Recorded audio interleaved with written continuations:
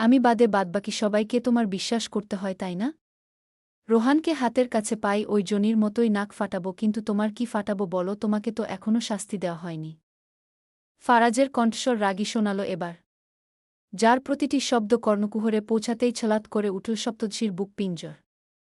ভয়ার্ত রমণী পেলব ঝাপটে নিল বার কয়েক। আজকে কি তাকে মেরে ফেলবে সত্যি? একটুও দয়া দেখাবে না? এভাবে তার উপর ভার ছেড়ে রেখেছে কেন? এখনও উঠছে না কেন? ফারাজ পূর্বে কখনো নিজের সম্পূর্ণ দেহের ভার তিতলির উপর ছাড়েনি। বলা যায় আজই প্রথম। তুলোর সাদিস রমণীর কাছে এই পাহাড়সম বলিষ্ঠ পুরুষের ভার এতসময় ধরে সহ্য করা সহজ কোনো কথা নয়। ছাড়া পাওয়ারও কোনো উপায় নেই। হাত পা ভেঙে যাওয়ার থেকে শাস্তি পাওয়াটাই সয় এখন। ছটফট করে পিঠের শির দ্বারা একটু উঁচু করার চেষ্টায় ফারাজের শার্টের কলার টেনে ধরল দুহাতে। কাপা কাপা গলায় তিতলি প্রত্যুত্তর করল, শাসাস্তি দেন। তার আগে দয়া করে আমার উপর থেকে একটু সরুন প্লিজ। বাঁকা হাসে ফারাজ। চোখ ছোট করে নিজের কলারে ধরে রাখা তিতলির হাতের পানে তাকিয়ে হাত এগাল তিতলির চুলের পেছনে। একটানে খুলে ফেল রমণীর বেঁধে রাখা সিল্কির সমেত কালো কেশরাশি। টান দেওয়ার ফলস্বরূপ এলোমেলো হয়ে ছড়িয়ে পড়ল চুল। ফারাজ এলোমেলো নারীর পানে গভীর দৃষ্টিতে তাকিয়ে পরক্ষণেই ঝড়ের গতিতে মুখ নামালো গলায়। কোনো রকম ওয়ার্নিং ছাড়াই ধারালো দাঁতের ছোঁয়ায় গলার বা পাশে বসিয়ে দিল এক কামড়। অমনি ব্যথাতুর আওয়াজ বেরিয়ে আসে তিতলির মুখ থেকে। মুখ তুলে কামড়ে দাগ হওয়া অংশটায় দৃষ্টি নিক্ষিপ্ত করল ফারাজ। অতঃপর হাসকি সুরে বলল, ওসব ছোটলোকি কাজ আমার ডিকশনারিতে নেই। তিতলি অসহায় দৃষ্টি নিক্ষেপ করল ফারাজের পানে, ওর ঠোঁট যুগল তিরতিরিয়ে কাঁপছে। গায়ের জোরে দুহাতে লোকটাকে সরাবে তার বালাই নেই। ফারাজ কেমন আষ্টেপিষ্টে জড়িয়ে নিয়েছে তাকে। হাল ছেড়ে দিয়ে এবার আবারও মিশে গেল বিছানার সাথে। সব মিলিয়ে অন্তঃকরণ নিভু নিভু করছে তার। এতকিছুর মাঝেও যেন তার ভণ্ডামি গেল না। আরেকবার কামড় খাওয়ার আশায় অসহায় কণ্ঠে বলল, আপনি তো খুব বড়লোক তাই না? বড়লোকেরা তো অসহায়দের প্রতি মায়া দেখায়। একটু মায়া। তিতলির কথা শেষ হল কি না?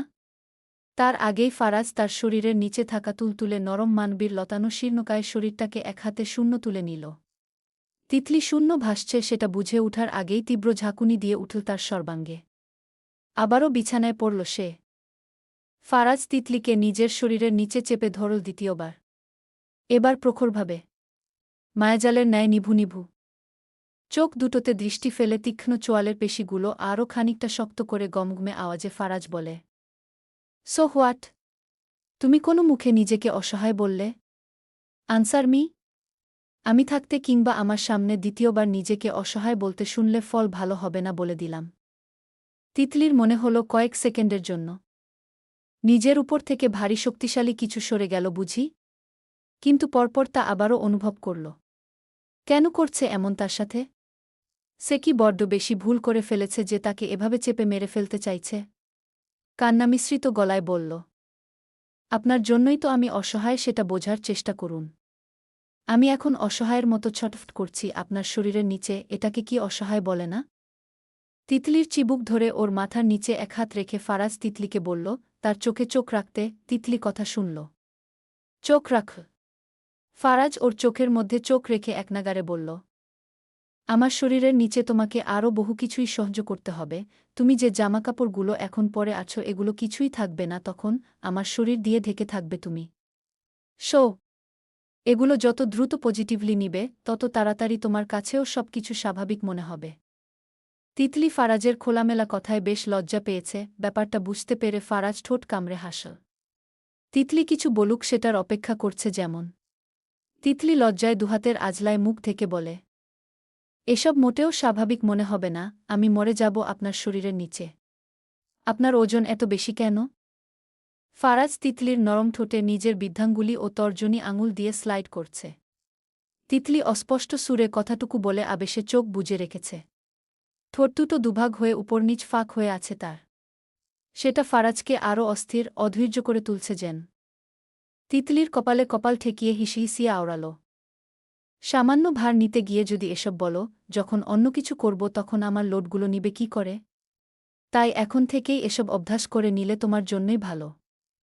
কথাটা বলে ফারাজ তিতলির পরনের ফ্রকটা টেনে টুনে খোলার বৃথা চেষ্টা চালাল, বাধা দিয়ে তিতলি ফারাজের হাত খামছে ধরে। ফারাজ ইতিমধ্যেই জামা টেনে টুনে কিছুটা নামিয়ে দিয়েছে। ফর্সা মসৃণ কাঁধ হতে তুলতুলে নরম বুকের খাজ অবধি উন্মুক্ত হল। যুবকের ঘোরলাগা চোখের দৃষ্টি অটল। তিতলি দুহাতে নিজের বুক ঢাকার বৃথা চেষ্টা চালাচ্ছে। অজান্তেই রক্তাভ হয়ে ওঠে তার পেল্ব কপোল। মুখশ্রী ছাপিয়ে উষ্ণতা ছড়ায় সর্বাঙ্গে। ফারাজ এক হাত তিতলির বুকে রেখে সামান্য ঝুঁকে এসে ওর মুখের উপর তপ্তশ্বাস ফেলে। অমনি ঝলসে উঠে তিতলির মুখাবয়ব। বুঝে নেয় নেত্রপল্লব। কানের কাছে বেজে উঠে পুরুষালী কণ্ঠের মাদকীয় ঝঙ্কার। আমার বউ তুমি, আমার সম্পত্তি, আমার প্রপার্টি, তোমার সব আমার, সব দেখার অধিকার আমার, সবকিছু করার অধিকারও আমার আছে, আমার জিনিস আমার থেকেই ঢাকার চেষ্টা করছ।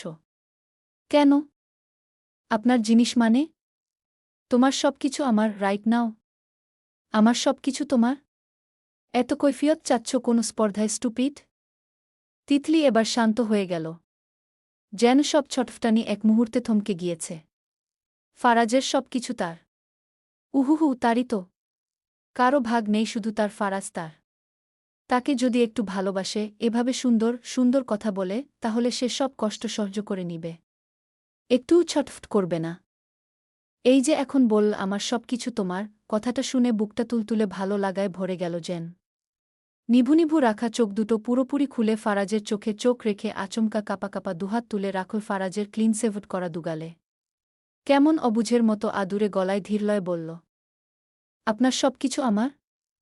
তিতলির উপর থেকে সামান্য ভার কমাল ফারাজ। জিভ ঠেলে অধর ভিজিয়ে নিজের গালে রাখা তিতলির এক হাতের উপর নিজের হাত রেখে অন্য হাতে পরিধেয় শার্টের বোতামে হাত চালাতে চালাতে অস্পষ্ট মাতাল স্বরে জবাব দিল, হুম। তিতলি আবার মুখ ফসকে একই সুরে বলে উঠল, আর আমার কি আপনার? তোমার মাথা থেকে পায়ের নখ পর্যন্ত সব আমার। শুধু কি বলতে এমন কোনো ওয়ার্ড নেই তোমার মাঝে, নেই? ওকে? তিতলি নিশ্চুপ, নীরবে শুনে যাচ্ছে ফারাজের কথাগুলো। আমার প্রপার্টি, আমার সম্পত্তি, এসব কথাগুলো এখনও কানে বাজছে। মনে মনে ভাবে, এত কিছু আমি ওনার, কিন্তু ভালোবাসি বলে না কেন? আমি ভালোবাসি শুনতে চাই, তবু কেন বলে না? তিতলিকে একমনে কিছু ভাবতে দেখে ফারাজ তিতলির কানের কাছে মুখ নিয়ে ফিসফিসিয়ে বলে, এখন আমি যা করব সব চোখ বুজে সহ্য করবে, ওকে? ডিস্টার্ব করলে শাস্তি বাড়বে। তবে চাইলে আমাকে আরও উৎসাহিত করতে পারো। তিতলি চোখ বড়বড় করে বলল, কি করবেন এখন? রেগে আছি ভীষণ। যতক্ষণ রাগ কমছে না ততক্ষণ আমার তোমাকে চাই, আই নিড ইউমো। শুকনো ধোপ গিলে আরও কটা বাক্য আওড়াতে উদ্যত তিতলি। কিন্তু তা আর হল কই? তার আগেই দুটো অধর এসে আচানক মিলন ঘটল তার নরম তুলতুলে ওষ্ঠপুটের সনে। গভীর উন্মত্ত টানে চুষে নিচ্ছে তিতলির নরম ঠোঁট জোড়া। সহসা প্রস্তরখণ্ডের ন্যায় জমে গেল তিতলি। চোখমুখ খিচে বন্ধ করে নিয়েছে এক প্রকার। ফারাজকে আরও উৎসাহিত করার জন্য ফারাজের পিঠে নখের আছর বসিয়ে দিয়েছে তিতলি। মূলত সে নিঃশ্বাস বন্ধ হয়ে আশায় খামছে নখ বসিয়ে দিয়েছে, ওটা ফারাজকে আরও সিডিউস করে দিল। তিতলির শরীরে বেপরায়া গতিতে হাতের ছোঁয়া একে দিতে দিতে আচমকা তিতলির নিচের ঠোঁটে কামড় বসিয়ে টেনে ধরল ফারাজ। ঠোঁটের উপর দিয়েই যেন সব রাগ ঝাড়তে আরম্ভ করল। রমণীর তুলতুলে নরম ঠোঁট এক্ষুনি বুঝি ছিঁড়ে যাবে, কিংবা রক্ত বেরিয়ে আসবে, আর তা সয়ত্নে নির্বিঘ্নে লেহন করে নিবে ফারাজ। হলও তাই সবকিছু চুষে নিয়ে পরপর ধীরলয় আদুরে গভীর চুমু একে দিয়ে তিতলিকে ছাড়ল বোধহয় মিনিট খানেক পর। ফারাজ একটু সরে তিতলির দুরুর উপর এসে বসল। একটু ছাড়া পেয়ে গলাকাটা মুরগির মতো করে উঠল তিতলি। বড়বড় নিঃশ্বাস নিতে থাকল। শুয়া থেকে উঠার শক্তি নেই। বুঝল তার ঠোঁট আর ঠোঁটের জায়গায় নেই। অনেক সময় পর নিভু নিভু চোখে তাকাতেই দেখল ফারাজ প্যান্টের বেল্ট খুলে ফেলতেছে। তিতলির চোখ বড়বড় হয়ে গেল। মনে মনে ভাবছে এই লোক প্যান্ট খুলে ফেলতে চাইছে কেন? কিন্তু বলতে চেয়েও পারছে না। ধরে আসা গলায় কোনোরকমে বলল, না প্লিজ। ফারাজ প্যান্ট খোলা রেখে তিতলির দিকে চেয়ে বিচলিত হয়ে উঠল। প্যান্টের বেল্ট খোলা রেখেই তিতলির মুখের কাছে মুখ এনে বলল, কি হয়েছে? না আমি এখনো। অর্ধেক কথা উচ্চারণ করেই থেমে গেল তিতলি। দুহাতে ভর দিয়ে বিছানা থেকে উঠার চেষ্টায় কুপোকাত। তাও পারছে না। ফারাজ তিতলিকে থামিয়ে দিয়ে তিতলিকে ধরে আবার আলগোছে বালিশে শুয়ে দিয়ে বলে, সামান্য আদরে এমন অবস্থা হলে চলবে? আগেই বলছি আমি অল্পস্বল্প আদরে অভ্যস্ত নয়। তিতলি আবারও উঠার চেষ্টা করছে। ফারাজের কণ্ঠ আশ্চর্যভাবে খুবই নরম হল, যেন বিক্ষুব্ধ সমুদ্রের উপর এক পশলা মায়ার বৃষ্টি। উঠার প্রয়োজন নেই, রেস্ট নাও। কাঁপা কাঁপা গলায় তিতলি বলে উঠল। আগে বলুন, আপনি প্যান্ট খুলতে চাইছেন কেন? জিভ ঠেলে অধর ভিজিয়ে নিল ফারাজ। এক নজরে গোটা বুকে পরক করল, মাথা থেকে পা পর্যন্ত। কে জানি হঠাৎ কি হল তার? কি এমন ঝড় বয়ে যাচ্ছে ভেতরে? সবকিছু জলে পুড়ে শেষ হয়ে যাচ্ছে। এখন এখানে থাকল নিশ্চিত পেন্ডিং কাজটা সেরে বসবে। অতঃপর ফের প্যান্টের বেল্ট লাগাতে লাগাতে গম্ভীর কণ্ঠে জবাব দিল। পুরুষ মানুষ বউয়ের সামনে প্যান্ট কেন খুলে? তিতলি ভাবল কথা বলতে গিয়ে এবারও বুঝি তার গলা কাঁপবে। কিন্তু অনেক চেষ্টায় গলা সরু রাখার টেকনিক করল। পরপর তেরা উত্তর দিল। এসব সম্পর্কে আপনিই বেশি ভালো জানেন, আমি তো আর পুরুষ না। ওকে ফাইন, আমি তো পুরুষ, তাই বুকে একটু শিখানোর বোঝানোর দায়িত্ব আছে না? তাহলে বুঝো আমি কেন প্যান্ট খুলতে চেয়েছি। নিশ্চয় তোমার সাথে এখন। না না, আমি চাই না এখন। কথাটুকু বলে তিতলি ভয়ে লজ্জায় ব্যথায় পারছে না খাটের নিচে ঢুকে যেতে। তারই ভুল হয়েছে কথা বলা। বালিশ একটা নিয়ে ফারাজের দিকে ছুঁড়ে মারল। বালিশ ফারাজ হাতে কেচ করে ধরেছে। তিতলি শুকনো ঢোক গিলে কিছু বলতে নিলে তখন ফারাজের আশ্বস্তজনক কথা ভেসে এল। নো রিজন, এত ভয় লজ্জা পাওয়ার কোনো কারণ নেই, আরও কিছুদিন সময় আছে তোমার কাছে। তিতলি নিশ্চুপ। ভাবছে আরও কিছুদিন পর কি হবে? কি হতে পারে? ফারাজ ওয়াশরুমে যাবে এখন। যাওয়ার আগে তিতলিকে হুঁশিয়ারি দিয়ে বলল, এখন যা হয়েছে সব তোমার কর্মের ফল। নেক্সট টাইম আমার কথার অবাধ্য হওয়ার আগে এই চুমুর কথা মনে রাখবে, ওকে? এটা চুমু না। আপনি আমাকে আমাকে আমার ঠোঁট। তিতলি অর্ধেক বলে ঠোঁটে হাত দিয়ে দেখল ঠোঁট ফুলে কলাগাছ। ফারাজের ভেজা ঠোঁটের স্পর্শ এখনও লেগে আছে ঠোঁটে। ফারাজের দিকে তাকিয়ে দেখল ওয়াশরুমে যাচ্ছে।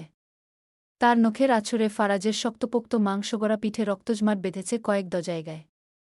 ভালোই হয়েছে সুদে আসলে বরাবর। এক হাতে নিজের জামাটা ঠিক করে বিছানায় শুয়ে থাকল। পুরো শরীরে কোনো জোর নেই তার। তাকে কি করবে কিছুদিন পর সে চিন্তায় এখনই মরিমরি অবস্থা বেচারির। রাতে ফারাজ জানাল সে কালই তিতলিকে নিয়ে ঢাকা ফিরে যাবে। কিন্তু হুঁশিয়ার সাহেব ও ছকিনা খাতুন তাতে বাধা দিয়ে দাঁড়িয়ে, যাতে আরও একদিন থেকে সবার সাথে যায়। মেজবান শেষে বিকেলেই প্রায় সবাই চলে গিয়েছেন। শুধু হুঁশিয়ার সাহেবের নিকটাত্মীয়রা রয়ে গেছেন। এখন হুঁশিয়ার সাহেবের বাড়ি পরিবেশ অনেকটা শান্ত। জনির মাবারা ঝগড়া করে চলে গিয়েছেন এক প্রকার। জনির নাকের ডগায় ব্যান্ডেজ করা লেগেছে। ওনারা ঝগড়া করে সেই হাসপাতাল থেকেই বাড়িতে চলে গিয়েছেন। নাছিমা বেগম তিতলির জন্য একটা ফন্দি খুঁজে মুখ ধোয়ার পানিতে বিষাক্ত জাতীয় মেডিসিন মিশিয়ে দিয়েছেন একটু আগে। ওই পানি ফারাজ সন্ধ্যায় তিতলির জন্য বালতিতে রেখেছিল। নাছিমা বেগমও সুযোগটা কাজে লাগালেন, যাতে এই পানি দিয়ে মুখ ধুয়ে তিতলির মুখের সৌন্দর্য চলে যায়। তখন ফারাজ নিজের ইচ্ছেতেই ডিভোর্স দিয়ে দিবে। রাগে অনুরাগে। পর্ব ৩১। সুহাসিনী ফাতেহা।